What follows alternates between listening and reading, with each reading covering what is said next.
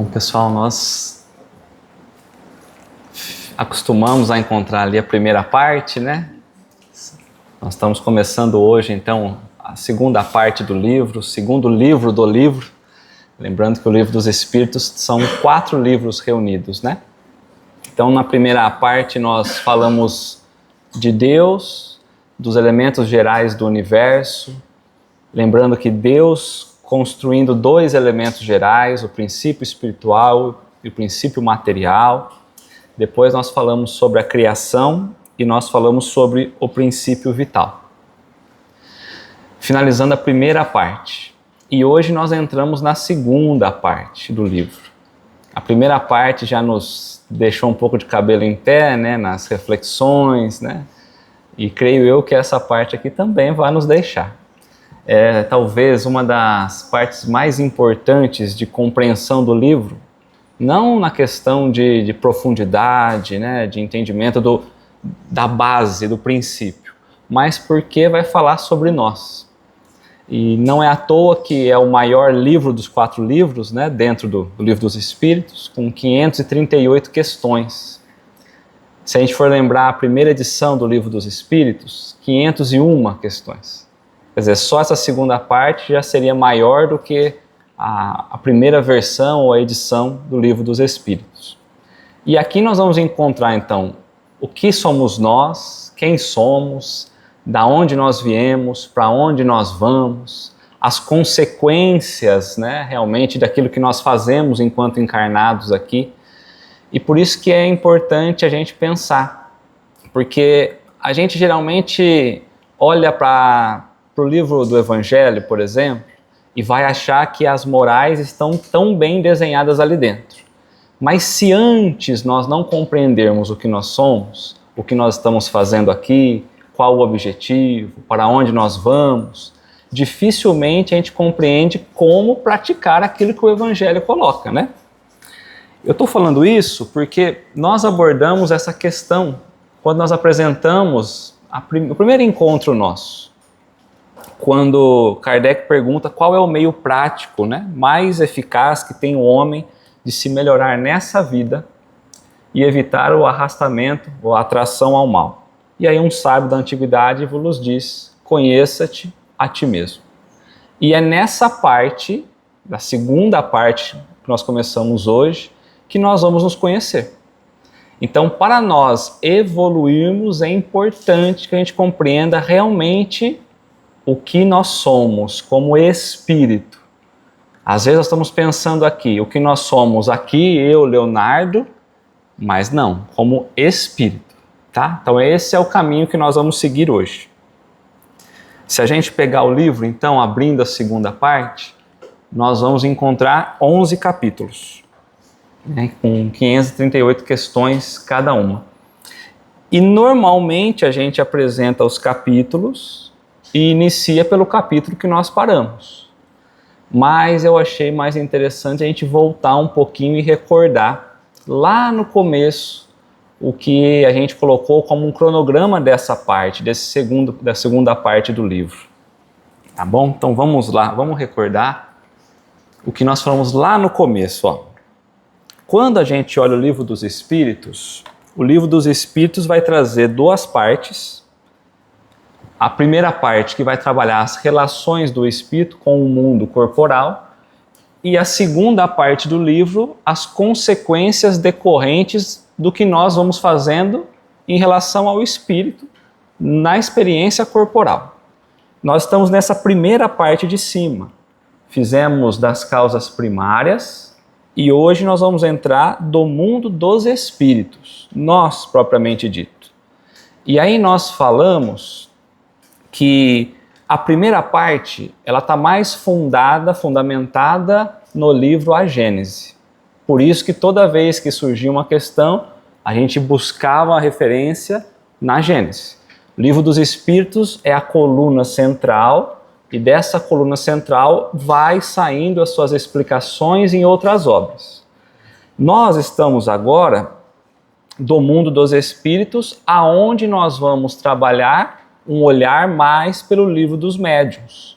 Kardec, então, fazendo a pesquisa, né, da área mediúnica, das manifestações, ele foi entendendo justamente o que era o Espírito.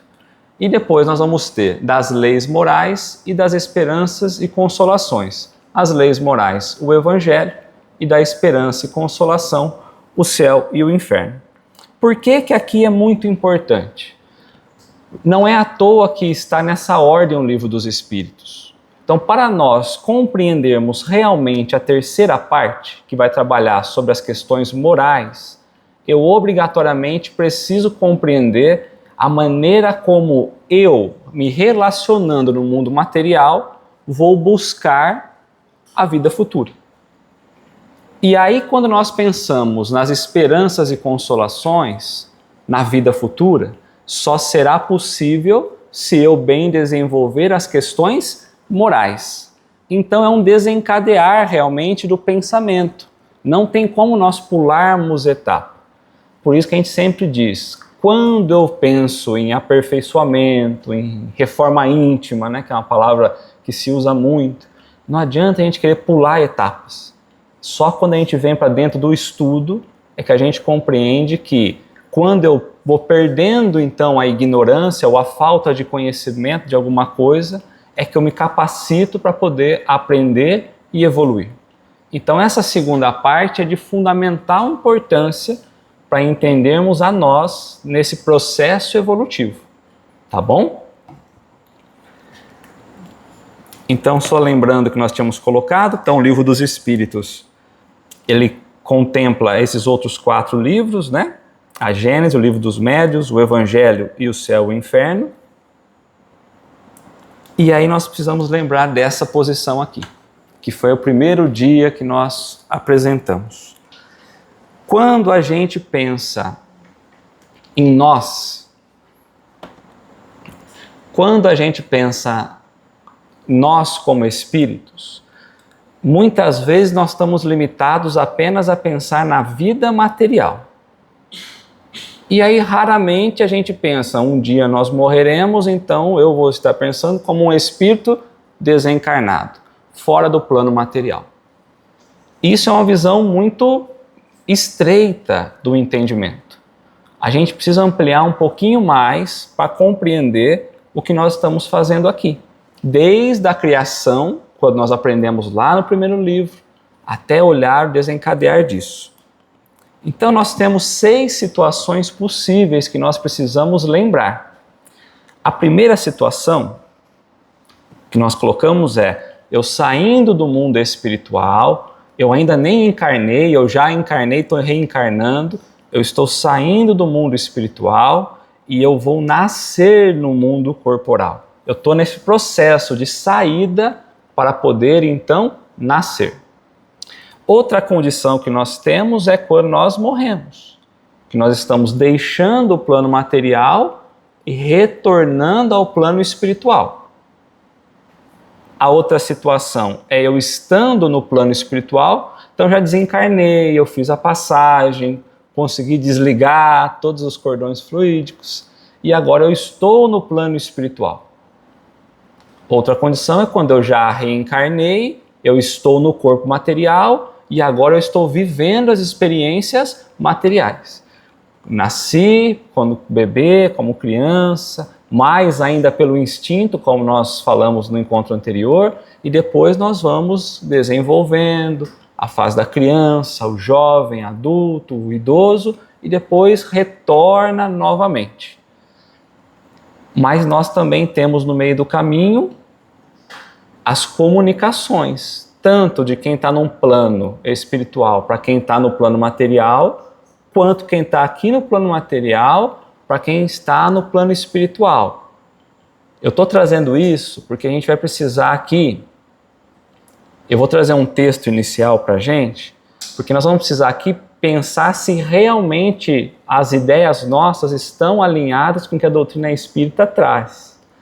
Porque eu posso estar querendo estudar sem compreender ou sem querer aceitar que há um intercâmbio entre os dois planos. E aí fica difícil eu compreender o que eu sou realmente. Então, quando eu faço uma prece, eu estou enviando energias daqui ou influências daqui para o plano espiritual. E quando os bons amigos espirituais nos auxiliam com os recursos espirituais, nós estamos recebendo influência do plano espiritual ao plano material. Então há uma interferência direta entre os dois planos. Tudo bem? Pode ser que alguém diz não, e está tudo bem, nós vamos desconstruir um pouquinho depois disso, tá? Porque a gente vem de uma crença construída há centenas de anos, né? Então não é assim, às vezes eu não era espírita, era uma outra religião. Não, na outra encarnação você já não era espírita. Né? Então a gente vai trazendo crenças e que muitas vezes está dentro de nós e nós precisamos parar para analisar. Como Kardec sempre diz, nós não vamos impor nada, nós precisamos parar, raciocinar, comparar, analisar e aí por si só a gente compreende ou não, tá? A gente estava até falando lá atrás, né? Não, era outro assunto, mas tem hora que a gente está falando e as coisas não entram, então às vezes é melhor a gente parar um pouquinho, deixa todo mundo pensar para que as ideias vão se assentando e aí a gente vai construindo novas ideias até chegar no que realmente importa, tá? Então vamos pensar um pouquinho aqui nos 11 capítulos, ó. Não à toa, Kardec vai iniciar para nós explicando sobre o Espírito. Ó. Começa o estudo sobre o Espírito. Qual é a natureza, qual é a sua definição, para a gente já entender. Porque a gente vem de um princípio espiritual, ou de um ezinho com letra minúscula, e agora nós vamos adentrando a um ezinho maiúsculo, ao Espírito. Então a gente vai, primeira pergunta que ele vai trazer para nós é, o que é esse Espírito? Qual é a definição desse Espírito? De nós mesmos. Será que a gente sabe? Qual é a definição de nós? Se a gente olhar bem num espelho e descreva, não o que você está vendo, mas o que você sabe. Será que a gente vai ter consciência do que nós estamos vendo ali como Espírito? Eu tenho um corpo material, eu não estou vendo o Espírito. Será que tem? Não tem, mas tudo bem, tem um Espírito. Eu não estou vendo um corpo espiritual, será que tem? Então será que a gente tem noção do que realmente nós somos? Qual é a definição de nós mesmos, né? Então é o primeiro capítulo. O segundo capítulo, Encarnação dos Espíritos, é a primeira situação que nós falamos. Então o Espírito está vindo para o plano material. Ele vai começar a estagiar na vida material. Como? Então, as questões aqui vai abordar como o Espírito vai estar agindo no plano material e as consequências disso tudo. No terceiro capítulo, retorno da vida corporal à vida espiritual. É a segunda situação que nós colocamos no fenômeno da morte. Que condição o Espírito deixa o plano material retornando ao plano espiritual? Então nós vamos estudar sobre isso. Kardec poderia ter colocado a terceira situação, que ele já falaria para nós como é viver no plano espiritual e como é viver aqui. Mas aí ele aprende no meio do caminho que há uma tal de lei de reencarnação. E que há a reencarnação, então há uma pluralidade das existências.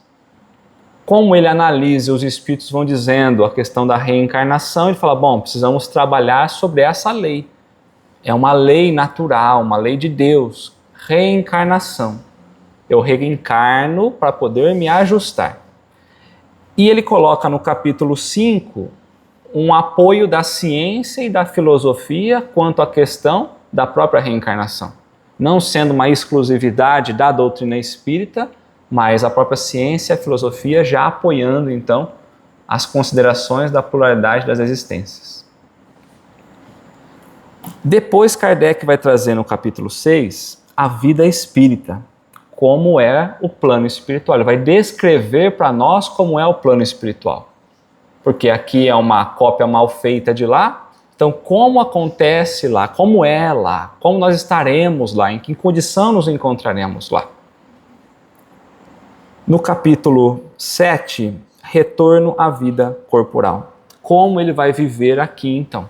né? Então ele vai trabalhar a vida do espírito na matéria.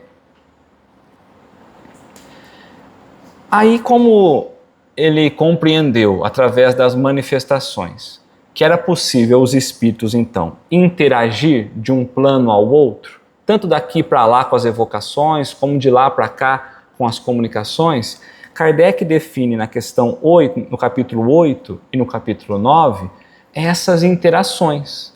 Como vai funcionar um lado, um plano espiritual comunicando com um plano material. Justamente a capacidade do espírito de interagir. Parece-nos muito simples aos dias de hoje, mas a gente tem que lembrar que nós estamos vindo de penas eternas. Né? Era defendido que não tinha comunicação. Morreu, acabou. Céu ou inferno. Era daí que a gente vinha, né? Depois, no capítulo 10, das ocupações e missões dos espíritos, o que faz e o que pode fazer o espírito, então, as suas missões enquanto encarnados. Mas até aqui, Kardec está falando do esão maiúsculo, do espírito. Eu, espírito, já individualizado, com inteligência, tá? Eu, Leonardo, que na outra, certo? Aí ele fala, bom, nós trabalhamos toda essa interação, todo esse entendimento no reino hominal. Até porque no finalzinho da primeira parte ele foi descartando, separando os outros reinos e nos colocou o que é o homem, o espírito com E maiúsculo. Aqui ele está trazendo para nós, então, um olhar sobre o espírito individualizado. Porém, ele fala, eu preciso trazer os 3 reinos para explicar como acontece o progresso nesses 3 reinos. Então, lá pela questão 500 e tanto, 585 a 613, ele vai explicar o princípio inteligente interagindo e evoluindo através dos 3 reinos. Mineral, vegetal e o animal, considerando o animal racional, nós, e o irracional. Então, aquela dúvida que a gente tem muito do ezinho, do esão, até lá a gente talvez já conseguiu, talvez, né? Uns 6 anos mais ou menos a gente consegue. Eu ia falar até o fim do ano. Eu acho que não, Helena.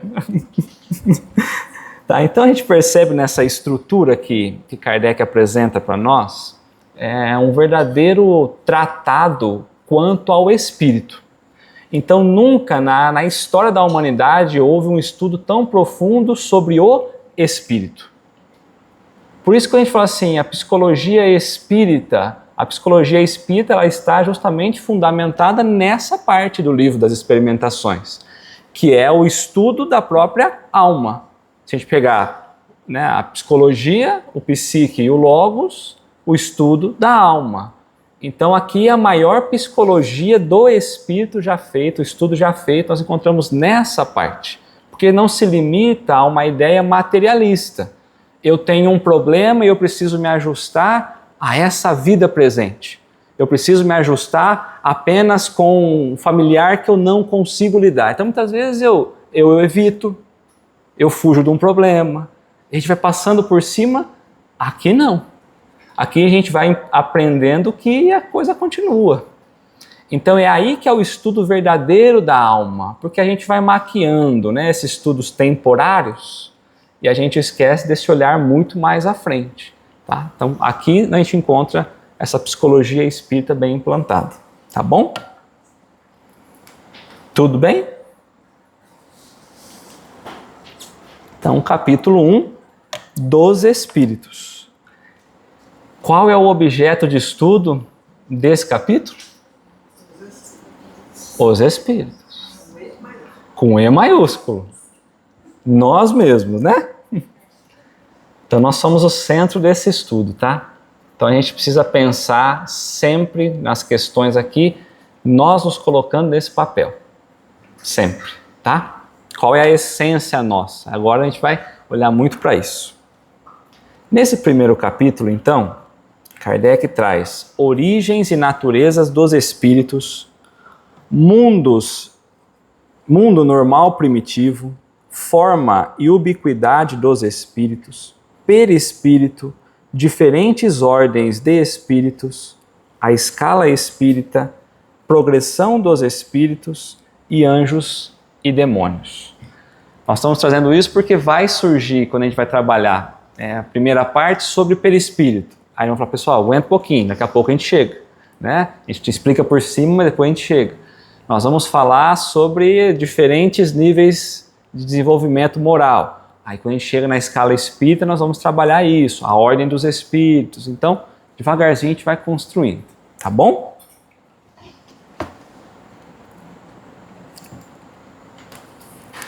Origem e natureza dos espíritos. É o primeiro item do capítulo 1, então.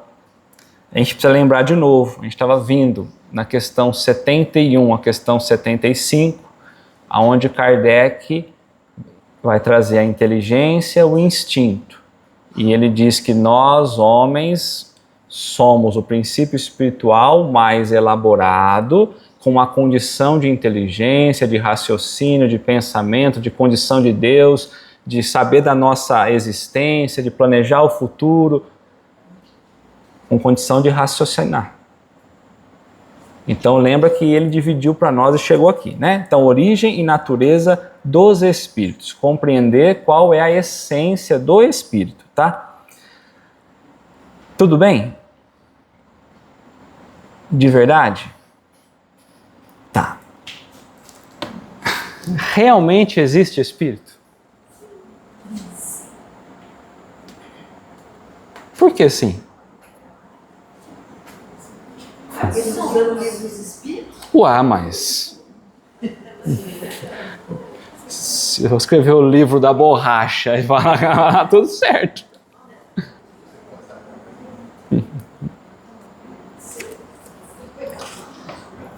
Por isso que eu falei assim, a gente precisa tomar um cuidado para a gente entender da onde vem o espírito.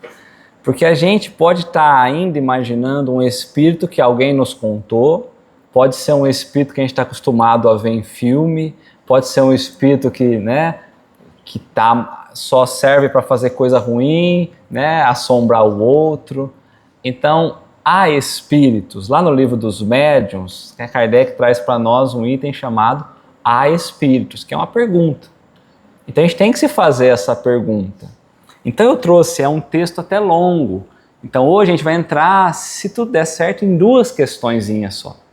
Mas eu queria nessa parte que a gente pudesse filosofar bastante em cima dessa primeira parte do livro dos médiuns, das noções preliminares, aonde Kardec vai trazer para nós uma ideia quanto à construção da fé. Qual é o entendimento nosso sobre espíritos ao longo do tempo, essa jornada da fé, na construção da fé, tá? Peraí que fechou. Então, há espíritos. A dúvida no que concerne à existência dos espíritos tem como causa primária a ignorância acerca da verdadeira natureza deles. Muitos, então, duvidam da existência dos espíritos porque não compreendem a sua essência, a sua natureza. Mas nós também não compreendemos ainda. Então pode ser que a gente acredite em alguma coisa que não é exatamente como a gente acredita. A começar pelo modo de vida que nós temos. Geralmente, são figurados como seres à parte na criação e de cuja existência não está demonstrada a necessidade. Então a gente olha lá, muitas vezes fala sobre o espírito, muitos vão perguntar, mas qual é a utilidade dessa manifestação do espírito? Qual é a utilidade de um espírito que a gente vê num filme aterrorizando alguém? Muitas vezes a gente está nessa ideia de não tem necessidade de existir espíritos. Eu posso pensar, bom, eu sou espírito, mas aí quando eu desencarno, não continua não. Eu confundo o espírito comigo no corpo mesmo.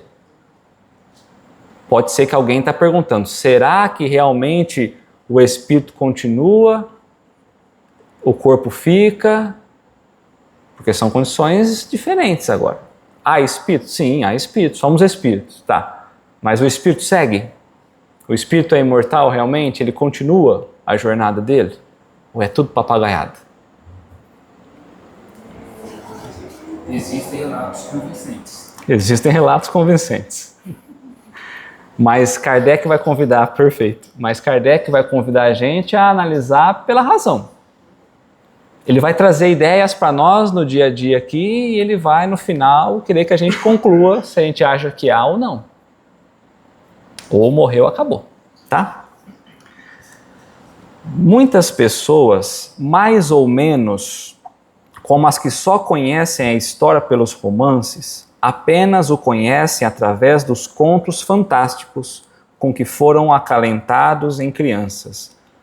Ou seja, muitas pessoas não pararam para estudar sobre o espírito.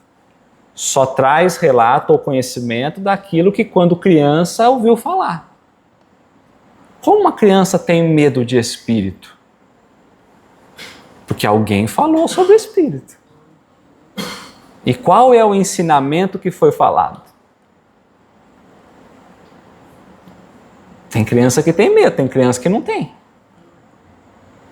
Né? Então, muitas vezes nós vamos falar de alguma coisa, mas nós não temos conhecimento disso. E nós não buscamos conhecer, tá? Sem indagarem se tais contos despojados dos acessórios ridículos encerram algum fundo de verdade, essas pessoas unicamente se impressionam com o lado absurdo que eles revelam. Então, sempre as pessoas estão olhando o lado absurdo do que a existência do espírito pode trazer, né? Sem se darem ao trabalho de tirar a casca amarga para achar a amêndoa, rejeitando o todo, como fazem relativamente à religião. Os que, chocados por certos abusos, tudo englobam numa só condenação. Então, há muitos que condenam a religião pelos erros equivocados de alguma determinada religião. E aí eu paro de acreditar em tudo. Há pessoas que param de acreditar em espíritos ou acham que é uma futilidade, que não tem sentido, é uma alma penada, por exemplo, porque junta o todo e prefere ignorar tudo. Né? Então o Kardec coloca para nós, né? Às vezes a gente não dá o trabalho de retirar a casca amarga para buscar a amêndoa. Às vezes a gente olha as coisas só pela superfície. E aí dá trabalho eu ter que buscar, dá trabalho eu ter que entender. Então aí eu prefiro refutar. É mais fácil realmente negar. O trabalho de pesquisar, de ir a fundo, de buscar compreender, de destruir crenças que a gente traz dentro de nós, é um trabalho danado, né? Seja qual for a ideia que dos espíritos se faça, a crença neles necessariamente se funda na existência de um princípio inteligente fora da matéria. Para eu acreditar que existem espíritos, eu preciso entender que há um princípio fora da matéria. Se a gente sai para uma outra religião espiritualista, há algo além da matéria. Nós não vamos falar de reencarnação. Então, para eles imaginarem ou aceitarem a existência de espíritos, obrigatoriamente eles têm que aceitar que há uma inteligência fora da matéria. Que a inteligência não está na matéria. Logo, o estudo da alma não pode ser um estudo baseado na matéria. Tudo bem? Essa crença é incompatível com a negação absoluta desses princípios. Tomamos, conseguintemente, por ponto de partida, a existência, a sobrevivência e a individualidade da alma. Existência, sobrevivência e individualidade que tem no espiritualismo a sua demonstração teórica. Então, o espiritualismo vai falar sobre isso de forma teórica, de que a alma continua e tudo certo. E dogmática. E no espiritismo, a demonstração positiva. Quando Kardec começa a demonstrar essa inteligência fora do corpo, ele mesmo foi contrário. ele mesmo não acreditava. Aí ele começou a investigar, começou a pesquisar, e ele viu que aquelas manifestações traziam respostas inteligentes. Então ele começou, através desse laboratório prático, a comprovar a existência da alma, né? A individualidade, né? A sobrevivência.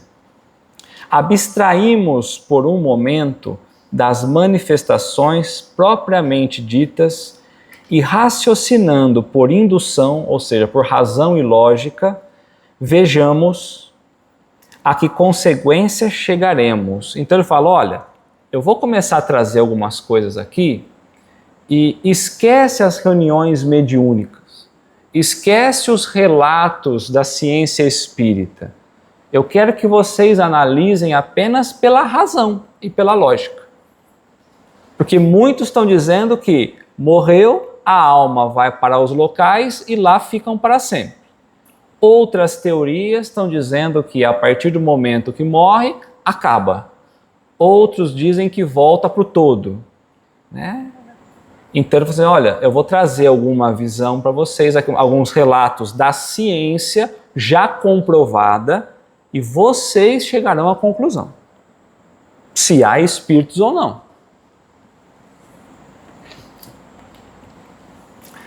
Desde que se admita a existência da alma e a sua individualidade após a morte, ou seja, não acaba, forçoso é também que se admita, primeiro, que a sua natureza difere da do corpo, visto que separada deste, deixa de ter as propriedades peculiares ao corpo.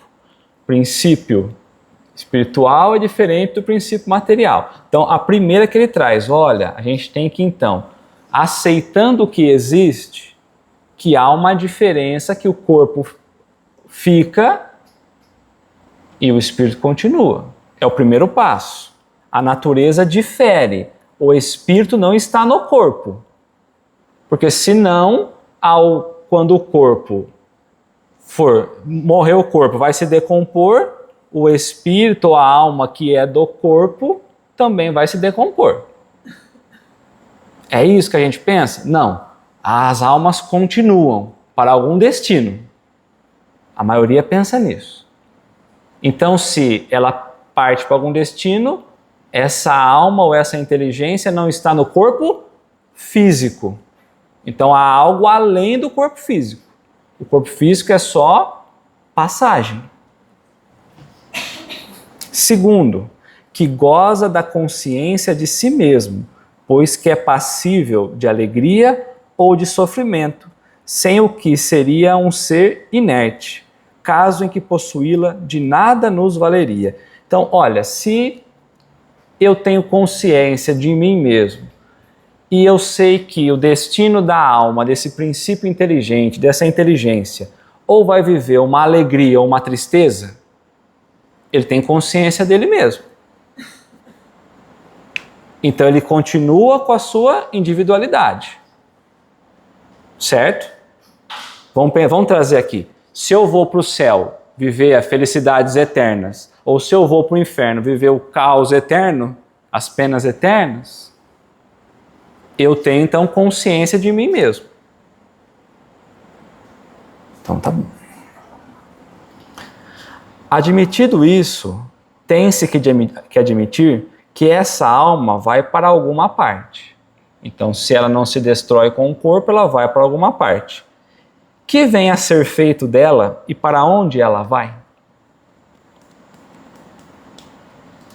Então, primeira questão. Se essa inteligência que está no corpo não é do corpo, quando o corpo morre, vai para algum lugar. Nós já aceitamos que essa inteligência não se destrói. É algo além da matéria, então é algo espiritual. Para onde ela vai? Porque nós estamos estudando do mundo dos espíritos. Para onde ela vai, gente?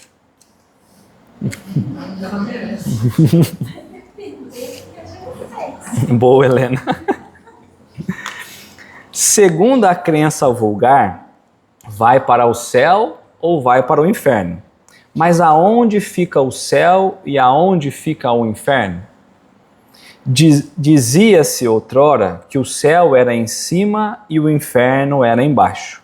Porém, o que são o alto e o baixo no universo, uma vez que se conhecem a esfericidade da Terra, o movimento dos astros, movimento que faz com que o que em dado instante, o que está no alto esteja 12 horas depois para baixo? Então os corpos celestes eles se movimentam o tempo todo.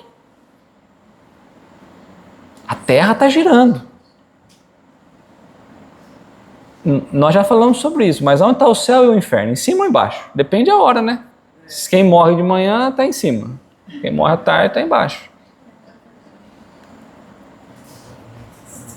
Então a gente precisa começar a entender que não há local físico, né?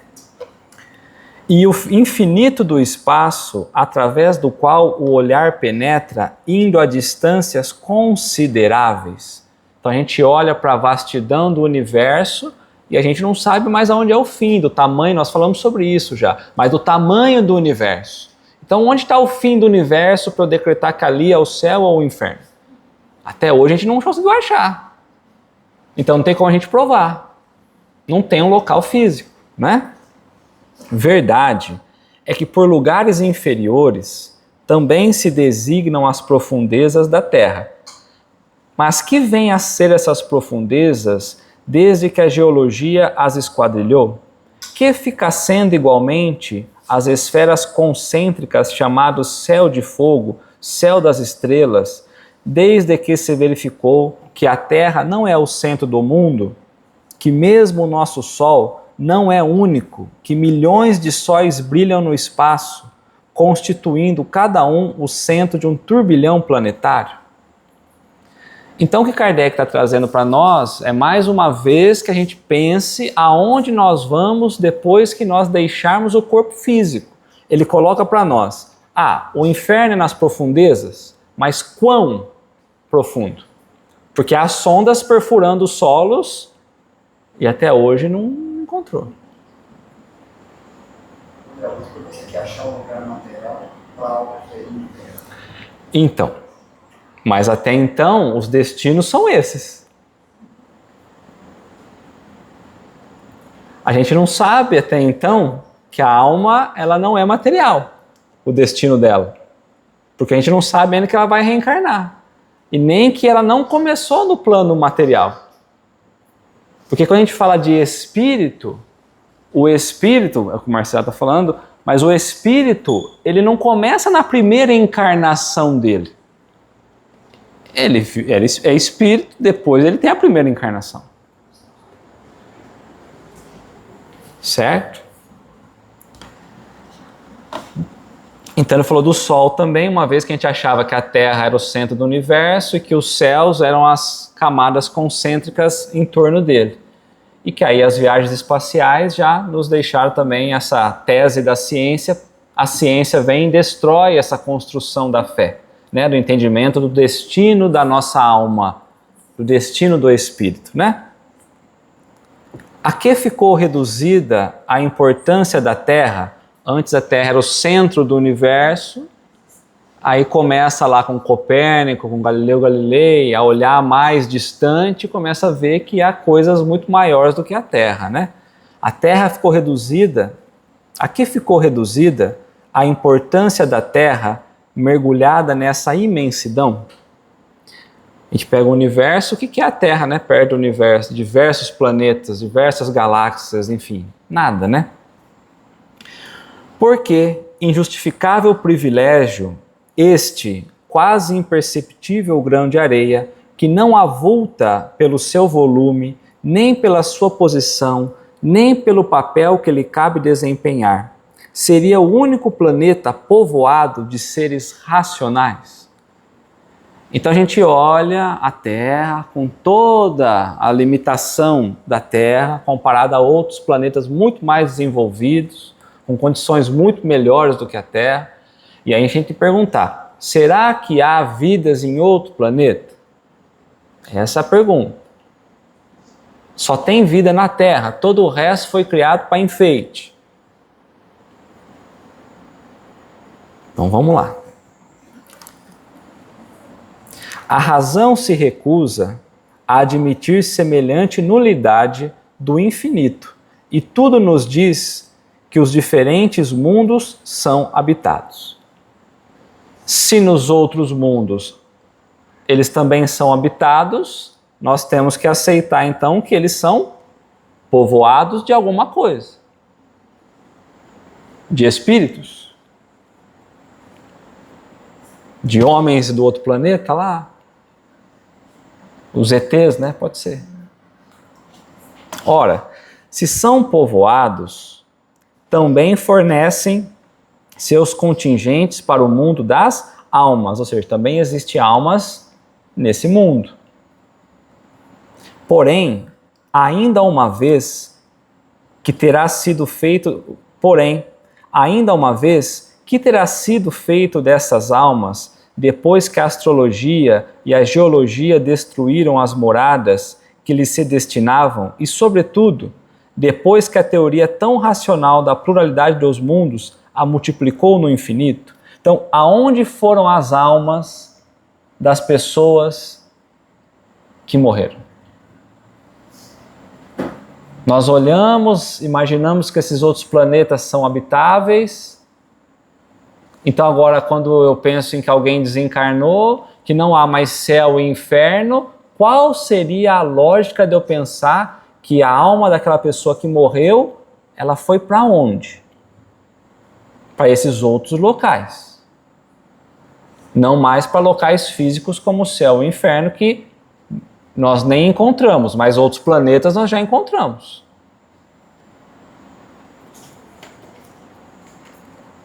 Não podendo a doutrina da localização das almas harmonizar-se com os dados da ciência, outra doutrina mais lógica lhes assina por domínio, não um lugar determinado e circunscrito, mas o espaço universal, ou seja, todo o universo. A ciência, através do avanço, ela desconstruiu a ideia que existia no passado de locais físicos quando nós deixávamos o corpo físico.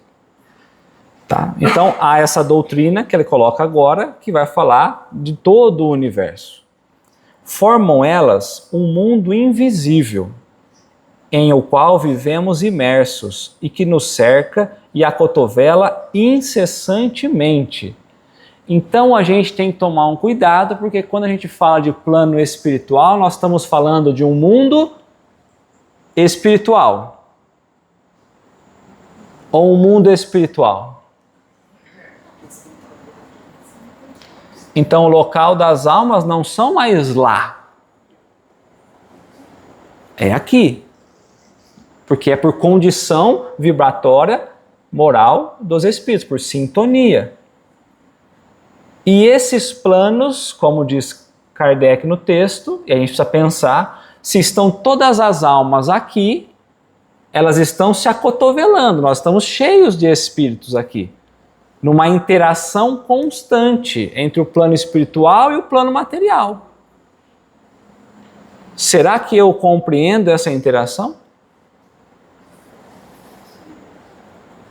Nós estamos trazendo esse texto para ver o quão distante a gente está indo de compreender do Espírito.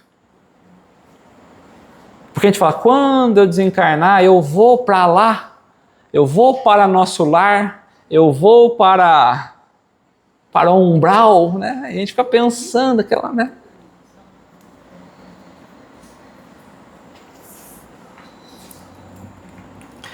Haverá nisso alguma possibilidade, alguma coisa que repugne a razão? De modo nenhum. Tudo ao contrário nos afirma que não pode ser de outra maneira. Quando a gente para pensar de forma racional, não tem como a gente imaginar ser de outra forma. A não ser que a gente está tentando impor contra a nossa própria razão. Mas então, que vem a ser das penas e recompensas futuras, desde que se lhes suprimam os lugares especiais onde se efetivem? O que será das penas então futuras e das recompensas futuras, se nós retirarmos esses locais, o céu e o inferno? Eles não existem mais. E aí? Quem vai para onde?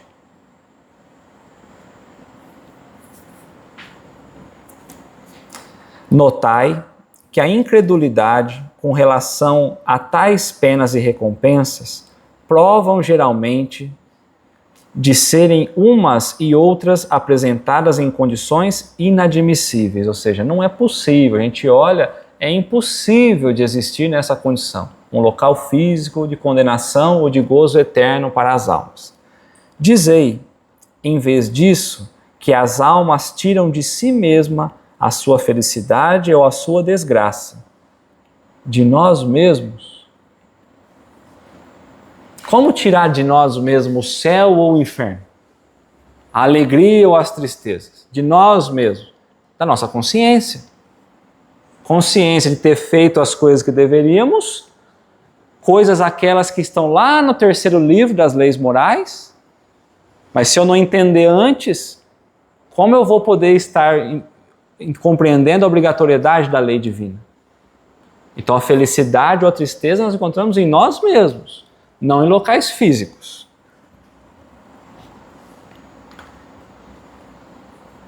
Que a sorte lhes está subordinada ao estado moral. Então é o resultado do nosso estado moral, né? Que a reunião das que se votam mútua simpatia e são boas apresenta para elas uma fonte de ventura, que de acordo com o grau de purificação que tenha alcançado, penetram e entrevêm coisas que almas grosseiras não distinguem. Então não quer dizer que não existam, porque a gente vê espíritos mais elevados que falam de coisas que a gente não vê. Ele fala, para vós é mais fácil falar que é isso, porque vocês não compreendem. Aí é o que ele está falando. Quando a gente estiver num estado mais elevado moralmente, nós vamos conseguir distinguir melhor coisas que a gente hoje não distingue. Porque hoje nos falta, a primeira parte falou muito isso, sentido. De acordo com o grau de purificação que tem alcançado, penetram e entrevêm coisas que almas grosseiras não distinguem, e toda a gente compreenderá sem dificuldade. Parece mais lógico, né?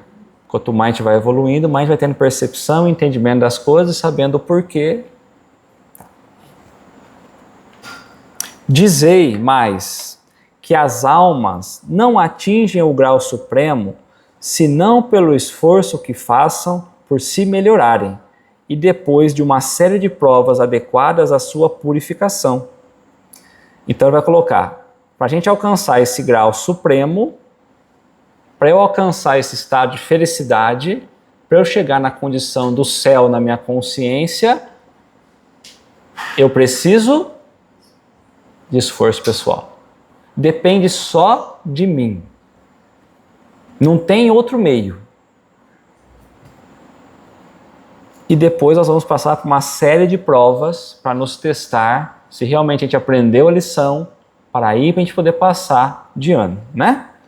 Que os anjos são almas que galgaram o último grau da escala, grau que todos podem atingir, tendo boa vontade, que os anjos são mensageiros de Deus, encarregados de velar pela execução de seus desígnios em todo o universo.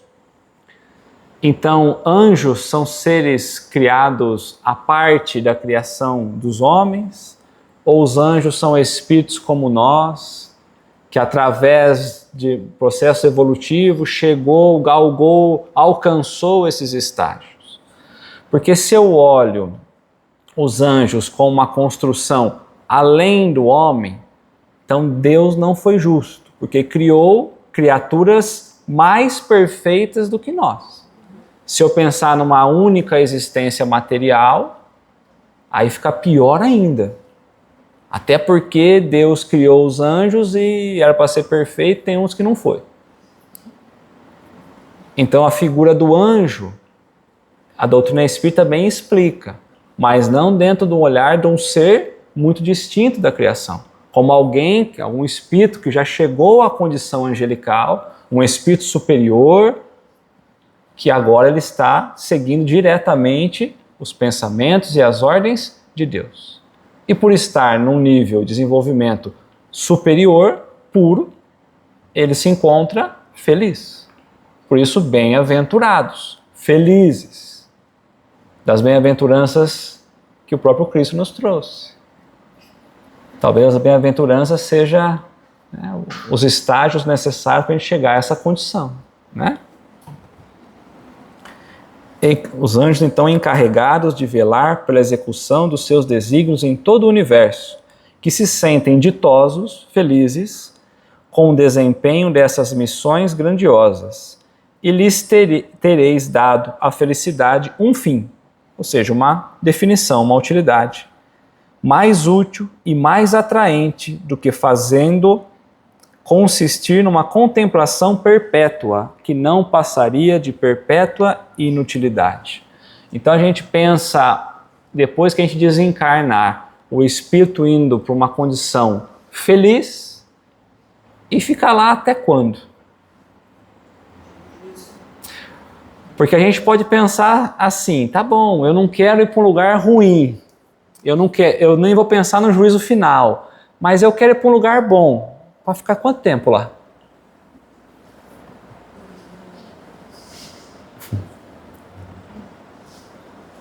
Porque se a gente está falando que nós vamos ter que reencarnar de novo, quanto tempo nós estamos projetando? Dizei finalmente que os demônios são simplesmente as almas dos maus, ainda não purificadas, ainda não. Nós somos criados simples e ignorantes, sem conhecimento, e nós vamos muitas vezes nos arrastando ao mal. E aí nós vamos ganhando mais consciência, e com a inteligência, que é o que nós aprendemos no encontro anterior, nós vamos discernindo aquela palavrinha chamada moral. E a moral nos possibilita escolher entre fazer o bem e fazer o mal. Se eu ainda não tenho tão desenvolvido a inteligência moral, é natural que eu ainda esteja estagiando nessas condições de espírito.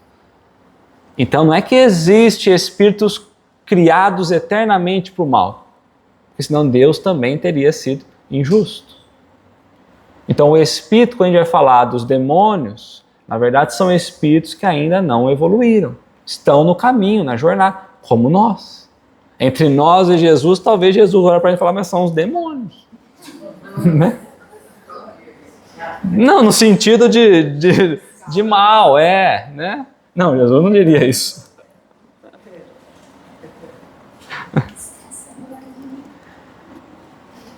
Mas que podem, os demônios, né, como as outras, ascender ao mais alto cume da perfeição, e isso parecerá mais conforme a justiça e a bondade de Deus do que a doutrina, que os dá como criados para o mal e ao mal destinados eternamente. Ainda uma vez, aí tendes o que a mais severa razão, a mais rigorosa lógica, o bom senso, em suma, pode admitir. Então, quando a gente olha para a doutrina espírita, quando nos convida a esse olhar pela razão, nós vamos percebendo que realmente o que ela vai trazendo para nós de mundo espiritual, de relação entre os espíritos, é o mais lógico. Então a gente que viveu numa história, numa construção muito diferente, assim, né, da crença. A gente buscava locais felizes e na contrapartida, se existe local feliz, todo mundo quer ser feliz. Mas qual que é o inverso disso? O mal. Então a gente, para o céu, a gente buscou desenhar um inferno. E a gente só tinha um inferno pagão como exemplo na época. Então até os castigos do fogo eterno e tudo isso vem de lá, de uma mitologia. Né? Então a gente sai de uma mitologia e cai numa filosofia que agora a gente começa a compreender que não existe. Tanto que lá tinha quem cuidava do inferno, e aí nós temos a crença nossa também tem alguém que cuida do inferno, não é? Que é o diabo, né? O demônio. Mas é uma construção histórica isso, não é um local realmente existente. Ora, essas almas que povoam o espaço são precisamente o a que se chamam espíritos. Assim, pois, os espíritos não são senão as almas dos homens despojados do invólucro corporal. Mas hipotética lhes seria a existência se fossem seres à parte.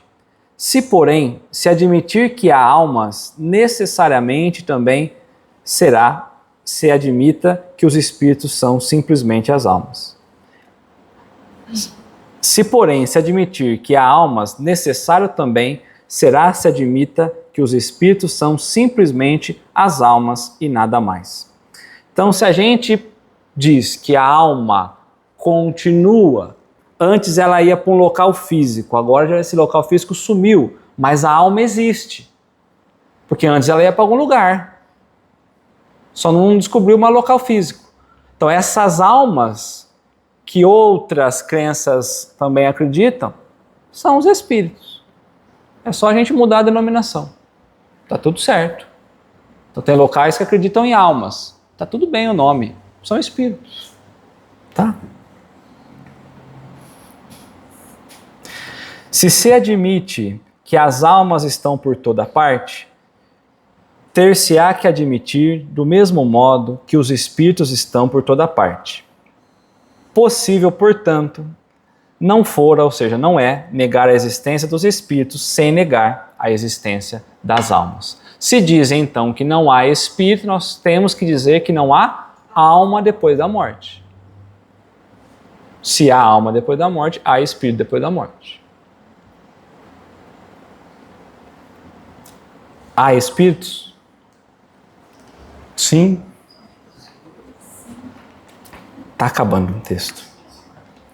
Isso não passa, é certo, de uma teoria mais racional, olhando que a doutrina espírita traz, do que a outra. Porém, já é muito que seja uma teoria que nem a razão nem a ciência repelem. Ou seja, a ciência, a razão, a filosofia não conseguem repelir a existência de espíritos, da pluralidade das existências, de reencarnação, coisa que outras crenças que nós tínhamos no passado, a ciência já provou impossível. Aí a gente vai ficar com qual ideia? Do que foi provado pela ciência que é impossível, ou a que a ciência não consegue provar que não existe? Acresce que se os fatos a corroboram, tem ela por si a sanção do raciocínio e da experiência. Esses fatos se nos deparam no fenômeno das manifestações espíritas, que assim constitui a prova patente da existência e da sobrevivência da alma. Aonde, então agora ele trouxe de novo, aonde que nós conseguimos comprovar isso? Através das manifestações espíritas. Kardec gastou anos e anos trazendo, estudando, não só Kardec, tantos outros. Aqui Kardec, o estudo foi muito mais profundo, maior, mais organizado, mas tantos outros. A própria ciência da época, a filosofia da época. Muitas pessoas há, entretanto, cuja crença não vai além desse ponto, que admitem a existência das almas e, conseguintemente, a dos espíritos, mas que negam a possibilidade de nos comunicarmos com eles, pela razão, dizem, de que seres imateriais não podem atuar sobre a matéria. Tá bom, há pessoas que dizem que sim, existe espírito, mas esse negócio de falar, de se manifestar daqui para lá, de lá para cá, isso aí é impossível. Mas aí desde os tempos mais remotos sempre existiu. Todas as revelações. Tá? O próprio ato de nós fazermos uma prece já derruba essa ideia, porque se não há uma comunicação com o plano espiritual, não precisaríamos fazer nem prece. Mas a pessoa faz prece e não aceita que existe comunicação. Esta dúvida assenta na ignorância da verdadeira natureza dos espíritos, dos quais, em geral, fazem ideia muito falsa, supondo-os erradamente seres abstratos, vagos e indefinidos, o que não é real. se a gente pensar como pode uma alma se manifestar nas questões materiais, se eu não compreendi os elementos interagindo um com o outro, o princípio espiritual com o princípio material, fica difícil realmente eu pensar nisso. Por isso que eu preciso primeiro construir a base do edifício, a primeira parte. Que agora tudo que a gente for falar daqui para frente está sustentado na primeira parte. E a ciência já fundamentou isso. Não é doutrina espírita só. Figuremos primeiramente o espírito em união com o corpo. Imagina o espírito e o corpo, né? Ele, o espírito, é o ser principal, pois que é o ser que pensa e sobrevive. O corpo não passa de um acessório seu, de um invólucro, uma veste que ele deixa quando usado. Além desse invólucro material, tem o espírito um segundo, semimaterial, que o liga ao primeiro. Por ocasião da morte, despoja-se deste, porém não do outro. Aqui damos o nome de perispírito. Então, além do espírito, há o corpo espiritual. E é esse corpo espiritual, perispírito, que une, que mantém unido o espírito com o corpo material. Só que quando morre ou desencarna, o perispírito continua junto com o espírito. Então é o perispírito que fazia o intercâmbio entre o espiritual e o material. Ele continua existindo. Que ele é semimaterial, inclusive. O corpo espiritual. Esse invólucro semimaterial, que tem a forma humana, constitui para o espírito um corpo fluídico, vaporoso, mas que pelo fato de nos ser invisível no seu estado normal, não deixa de ter alguma das propriedades da matéria. Então ele é material. Há espíritos mais evoluídos que conseguem ver o nosso perispírito, por exemplo. A gente ainda não consegue essa facilidade. O espírito não é, pois, um ponto, uma abstração. É um ser limitado e circunscrito, ao qual só falta ser visível e palpável para se assemelhar aos seres humanos. E aí continua. Mas era até aqui que a gente ia chegar. Porque a gente precisava refletir e analisar qual é o conhecimento nosso quanto ao mundo espiritual. E quanto a nós mesmos, o destino nosso depois da morte. Porque na carne, geralmente a gente está tudo certo. A gente ainda consegue compreender um pouco a nossa relação. Mas e quando coloca essa interação com o plano espiritual? Como que a gente fica, né? Então, dá tempo. Vamos para a primeira questão. Que definição se pode dar dos espíritos? Como podemos explicar os espíritos? Como podemos explicar a nós mesmos? Se a gente preferir, quem nós somos? Na criação divina, quem nós somos, né? Só para a gente lembrar, que definição se pode dar dos espíritos? Quando a gente, E maiúsculo, nós não vamos entrar nessa história. Lá na questão 600 e pouco a gente volta de novo nisso. Né? Quem tiver dúvida, é 609? Há uma nota de Kardec lá na questão 609.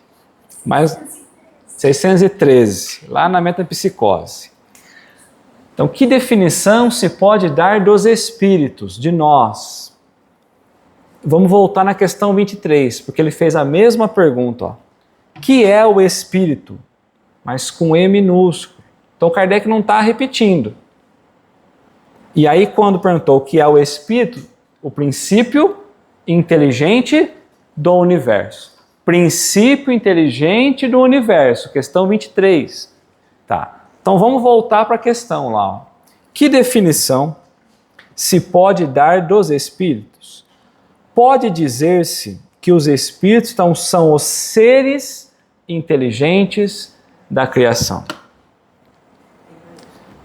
E minúsculo, princípio inteligente, seres inteligentes. Só que aqui, ó, ele fala assim, ó, pode dizer-se, ou seja, os espíritos estão tentando ajustar para o nosso entendimento. Pode dizer que é tal coisa para vocês entenderem melhor, né? Povoam o universo. Então, onde que os espíritos estão? Nós não estamos falando que o espírito é encarnado, pode ser também o desencarnado, certo? Povoam o universo, onde que é a verdadeira morada do espírito? No universo, no plano espiritual. Fora o mundo material. O que não tem matéria, tem espírito. E fora o mundo material. Então, tudo que é material não é espiritual. Automaticamente, todo local que não tem matéria está repleto de espírito.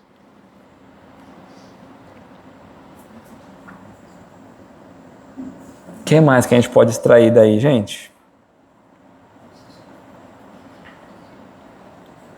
Fora o mundo material, nós também podemos pensar naquela ideia, né, de ele não ter encarnado ainda, né? Ele está fora da matéria, depois ele passa a experiência na matéria. Então Kardec coloca uma nota, ó. A palavra espírito, com E maiúsculo, é empregado aqui para designar as individualidades, ou seja, o ser pensante, cada um de nós, dos seres extracorpóreos, né? Designar as individualidades dos seres extracorpóreos, que não tem corpo material fixo, e não mais o elemento inteligente do universo. Então aqui Kardec, os espíritos dividiram o estudo. A primeira parte do estudo, o princípio espiritual. A segunda parte do estudo, que é daqui para frente, o espírito já individualizado, o ser inteligente da criação, tá? Então, a gente tem que só lembrar assim, ó, o que define entre o E minúsculo e o E maiúsculo não é a origem, porque todo mundo veio do princípio espiritual. Então não é a origem dele, mas a característica do que ele possui. Nós falamos da inteligência, a condição de percepção própria, de raciocinar, de planejar. Então não é a origem, porque a origem sempre vai ser a mesma. Então se eu pego de novo, eu olho para um fruto, eu não posso dizer que o fruto é a raiz, que o fruto é a semente. São coisas totalmente diferentes, mas o princípio foi o mesmo. Mas quando eu estou misturado com outros elementos, eu tenho outro produto. Tá? Então tudo bem? É o ser inteligente da criação? Nós somos seres inteligentes da criação? Certo?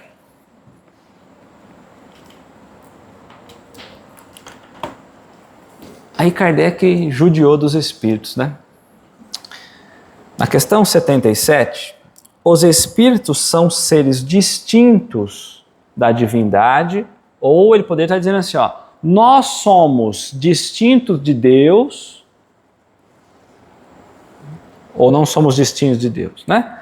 Ou seja, separados de Deus, ou serão simples emanações ou porções, partes, né? Desta, e por isso denominados filhos de Deus.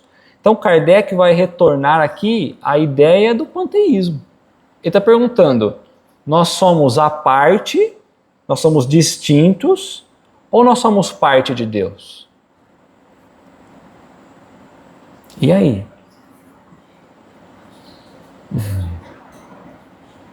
Porque ele colocou, nós somos denominados filhos de Deus. A gente vem de Deus, é uma partezinha de Deus, porque Deus está em tudo, né? A resposta dos espíritos é a melhor, né? Meu Deus! Eles começam falando, meu Deus! Como diz, nós já falamos sobre isso, né, Kardec? Meu Deus, né?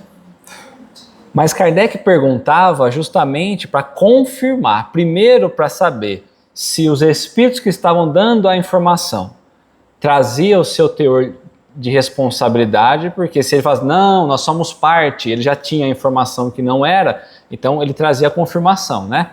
E para ir retirando essas ideias no meio do caminho. Meu Deus, são obras de Deus, exatamente qual a máquina o é do homem que a fabrica. Então a máquina não faz parte do homem. Nós somos o inventor, o criador da máquina, mas nós não somos, a máquina não é parte nossa, certo? A máquina é obra do homem, não é o próprio homem. Sabes que quando faz alguma coisa bela, útil, o homem lhe chama sua filha, ou criação sua. Pois bem, o mesmo se dá em relação a Deus. Somos seus filhos, pois que somos obras sua. Então reforça a ideia de que Deus é o criador de tudo que existe, né? Mais uma vez. Quando, olhando pelo Espírito, Deus também nos criou. Não somos seres à parte, certo? Só que nós somos obrigados a retornar lá na questão 9, porque ele vai falar sobre isso, ó.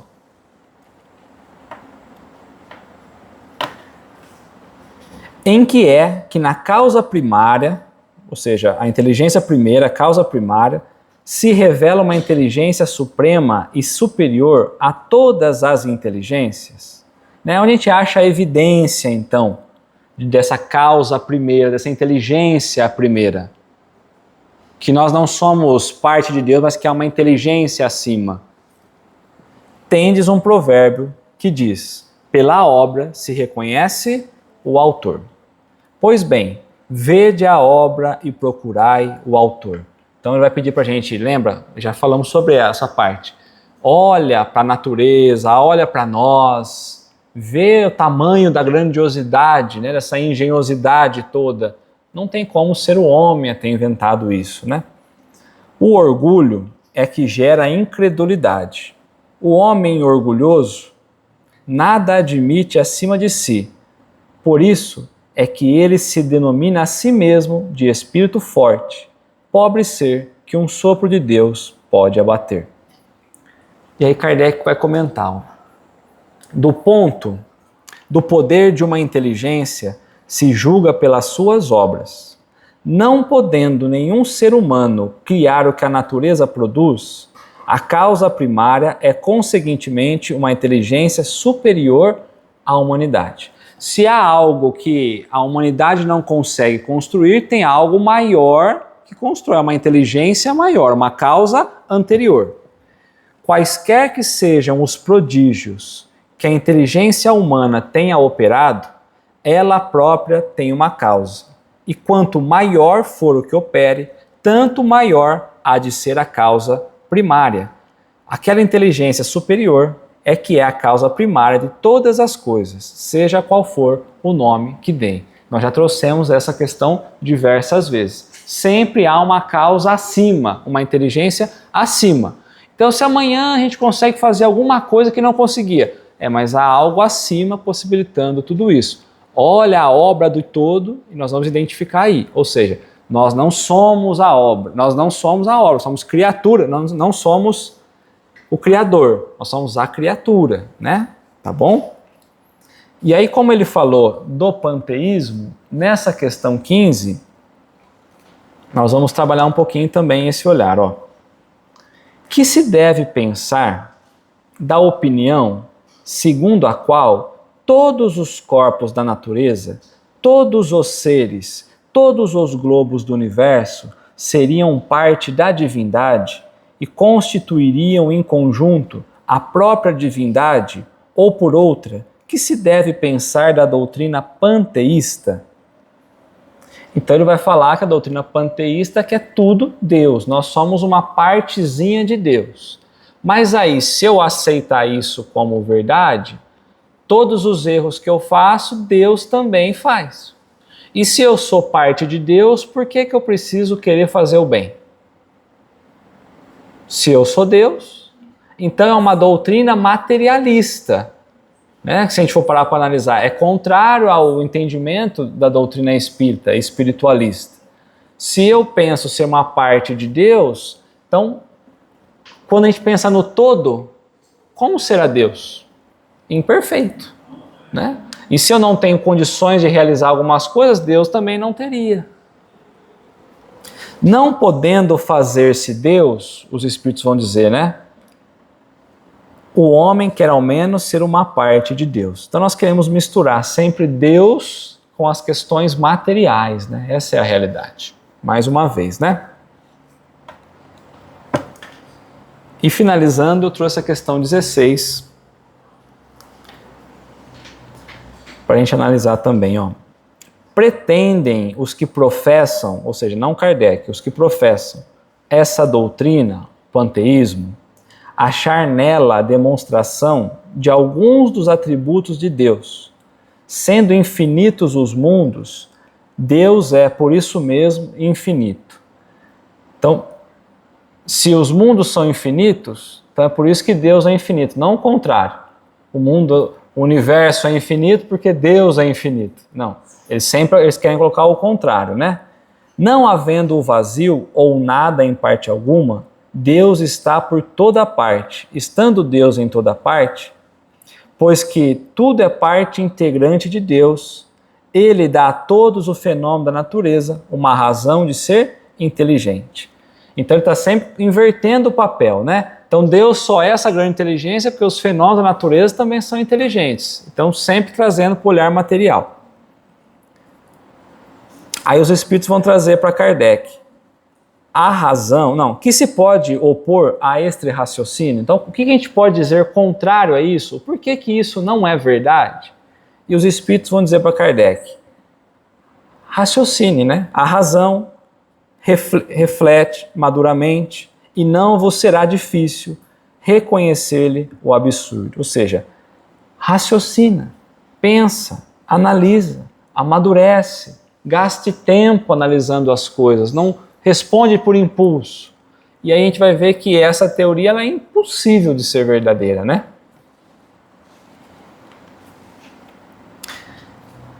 Esta doutrina faz de Deus um ser material. Então imaginar que eu sou parte de Deus faz Deus ser material. Que embora dotado de suprema inteligência, seria em ponto grande o que somos em ponto pequeno. Ora, transformando-se a matéria incessantemente, Deus, se fosse assim, nenhuma estabilidade teria. Achar-se-ia sujeito a todas as vicissitudes, mesmo a todas as necessidades da humanidade. Então, se Deus fosse algo material, tudo fazendo parte de Deus, a matéria precisando evoluir, Deus também precisaria evoluir. A matéria se decompondo, Deus também se decomporia. E vai fazer, Deus também teria as mesmas necessidades humanas, sede, fome, cansaço, né? Então é impossível. Faltar-lhe-ia um dos atributos essenciais da divindade, a imutabilidade, de não mudar com o tempo, né? Não se podem aliar as propriedades da matéria à lei de Deus, sem que ele fique rebaixado ante o nosso pensamento, e não haverá sutilezas de sofismas que chegue a resolver o problema da sua natureza íntima. Então Deus está muito além das leis que nós conhecemos. Não tem qualquer linha de pensamento, qualquer hipótese a gente compreender realmente o que é Deus. Ele é causa primeira, inteligência suprema e causa primeira. É o que a gente consegue entender. Nada além, tá? Então, não sabendo tudo, finalizando aqui, né? Não sabendo tudo o que ele é, mas sabemos o que ele não pode deixar de ser. E o sistema de que tratamos está em contradição com as suas mais essenciais propriedades. Ele confunde, o panteísmo, né, o Criador com a criatura, exatamente como o faria quem pretendesse que engenhosa máquina fosse parte integrante do mecanismo que a concebeu. Quem quisesse que a máquina fosse parte de quem a inventou. A inteligência de Deus se revela em suas obras como a de um pintor no seu quadro, mas as obras de Deus não são o próprio Deus, como o quadro não é o pintor que o concebeu e o executou. Então nós, como espírito, somos seres inteligentes, criados por Deus. Certo? Tá bom. Nós não somos deuses, nem em menor pontinho, né? Tá bom? Alguma dúvida?